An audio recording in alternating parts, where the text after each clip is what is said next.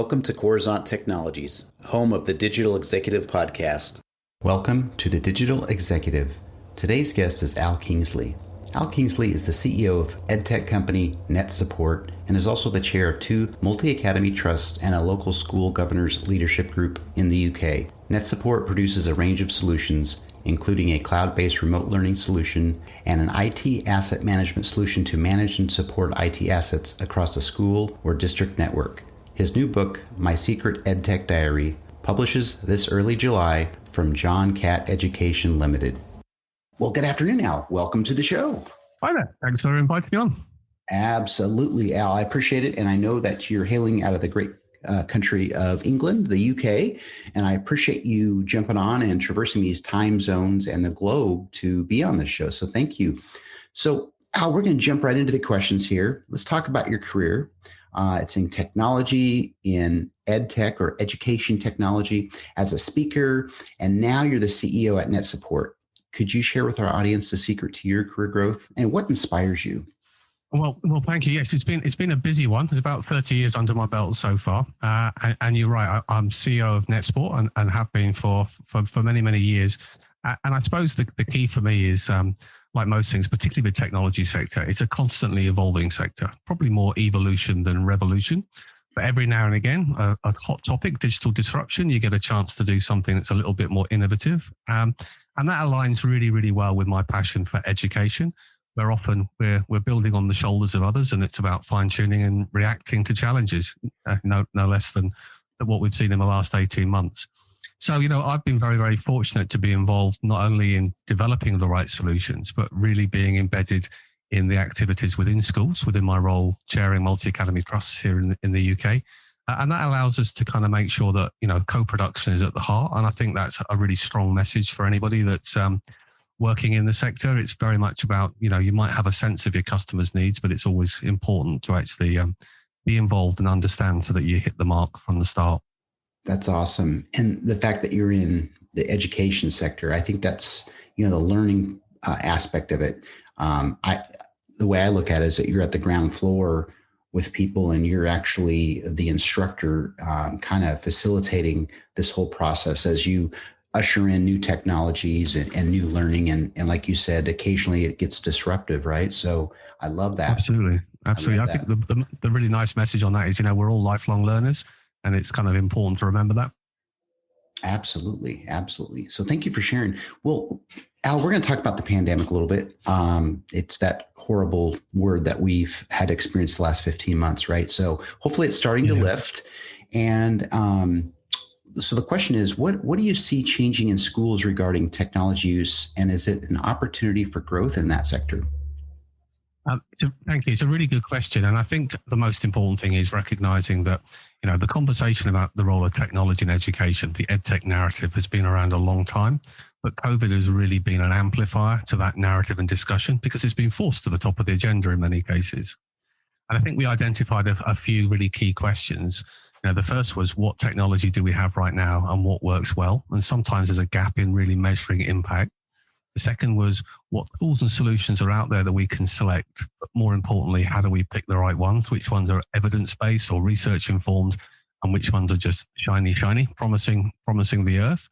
And the third, and probably the most important one, was recognizing the need for investment in CPD, actually the training for the teachers and, of course, for children, but particularly for teachers in the use of technology. Confidence is the key to make tools be used consistently on an ongoing basis. And the funding and, more importantly, the time for that has often been missing in the past. So I think we've learned quite a few lessons. And from that, with confidence in EdTech, hopefully it means moving forward, it will be a broader part of the discussion when schools are looking at things like their digital strategy. Absolutely. I think that's, it's interesting how us humans can adapt to some of these challenges and some of the changes in, I was on a podcast yesterday talking about, look where we've come in the last 5 years if you compare that like from the 1900 to 1980, for example. It's amazing how the human mind and the human spirit and humanity is so adaptable. So thank you for sharing. I do appreciate that. So Al, let's talk about your 30-year career in EdTech. And I see you have a book coming out in July, My Secret EdTech Diary. What are the key takeaways that might help us understand the tech future in schools? Thank you. Yes, and I guess the first confession is it's not going to be a secret very long. I've kind of waited a long time before writing my first book. And I think the key thing that really stood out for me was whenever we mention the word technology, certainly when we talk about EdTech, people either embrace it or for many there's a bit of a fear. That's the realm of the geeks and the techies, and I don't feel comfortable in that space. And actually, when you pull away the layers and some of the fancy terms, the core strands about educational technology are what happen in the classroom. They are about how we facilitate great teachers at front of class to inspire and engage with our learners and hopefully save some time and help add value along the way. So what I wanted to do really was kind of take a bit of a journey through where we've been in the past, what we've learned, particularly over the last couple of years, and really not only make some recommendations, but pose the questions that people should be thinking of and asking about. And the real intention for me is it doesn't matter what your tech level is, even if a keyboard really isn't your friend. The book aims to give you a position at the end of it where you've actually got confidence talking about the kinds of things that you'd like to have in your school or in your classroom or across your district, and really give people the kind of toolkit of things to be finding more about. Great. Thank you for sharing that. And I'm really excited to actually pick up your book because I was, prior to the podcast, looking at your profile and seeing your career history is something that I'm very interested in. And I just love eating up technology, and I love eating up, what people have done in their careers and what they've experienced to really contribute back to the community. So thank you. So Al, last question here. Could you share something from your career experience that might be helpful for those looking into a career in education technology or perhaps starting their own EdTech company? Although perhaps I should have mentioned as well, one of the sections that I included in the book was from an edupreneur's perspective.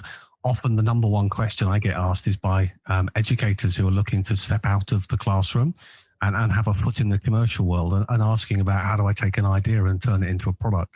So I've tried to share some of those, and I suppose it ties in nicely with the sort of words of advice. From my experience, and this might sound a really obvious one, but I was reminded from a very young age, you have 2 eyes, 2 ears, and 1 mouth, and the best advice in business is to use those in the appropriate proportions.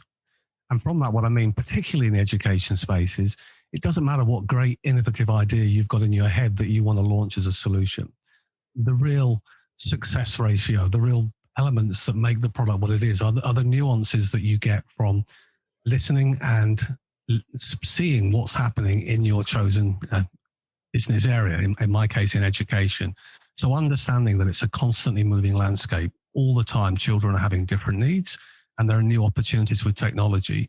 And so having that ear to the ground, having that involvement in the space you want to sell into, I've always found has been fundamental. And I firmly believe that the real strengths in our products that we offer now, much as I'd love to take credit for all of them, are largely shaped by guidance, feedback, and that list of frustrations shared by teachers over the years that we've tried to sort of listen to, resonate with, and then actually come up with solutions for. So really, whatever your sector, whether it's EdTech or science disciplines or engineering, it really is about understanding the marketplace you work in, and not just once, but having a continual involvement and input into that space. I love that. And you're absolutely right. The fundamental feedback, that customer experience is so crucial to coming up with the right solution, the right product that's going to make a difference in the community. So thank you again for sharing. And Al, it was a pleasure having you on today, and I look forward to speaking with you real soon. My pleasure. Thank you for the opportunity. Appreciate it. Bye for now.